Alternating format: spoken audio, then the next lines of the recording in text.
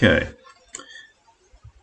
for this one, hopefully we remember that, and I'll show you it if you're unsure. Angle within a semicircle will be a 90-degree angle, as we can see here at point C down there. I'd see it as an angle subtended by the diameter will be 90 degrees. So that means that this one will be 90 degrees, and so will that one. Now at angle PQR, it's critical in the sense that there's three angles and we've already got two of them. There's two unknowns in PRS, so we can't get that one yet.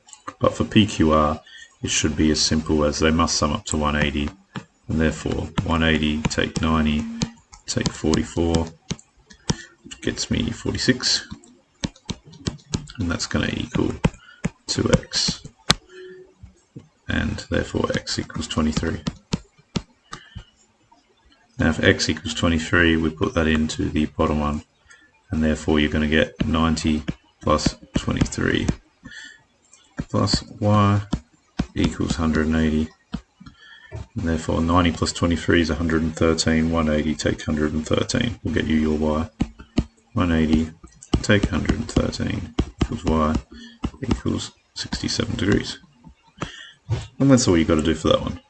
Fairly easy. You've just got, the one theorem that you've got to remember about an angle being subtended by diameter being 90 degrees. This next one, you've got a triangle of 4 centimeters, 8 centimeters, and 7 centimeters, proving the method of contradiction. If BC's diameter, then A does not lie on the circumference of the circle. So, to find out if it is the diameter, obviously it's got to be operating under the basic premise of triangle, but just very roughly, this is not to scale at all, but if something was a triangle, and you've got a line here, and you've got a line there, that's going to be right angle. Therefore, you've got to make sure that longest side is a hypotenuse. So if you had 4 squared plus 7 squared, does that equal 8 squared? You'll see that it doesn't. It's close, but not quite. It doesn't, and that means that the assumption is incorrect, that the angle formed was not 90 degrees, which means it mustn't be subtended by the diameter. If it was subtended by the diameter, it would be 90 degrees. You would have a right angle triangle.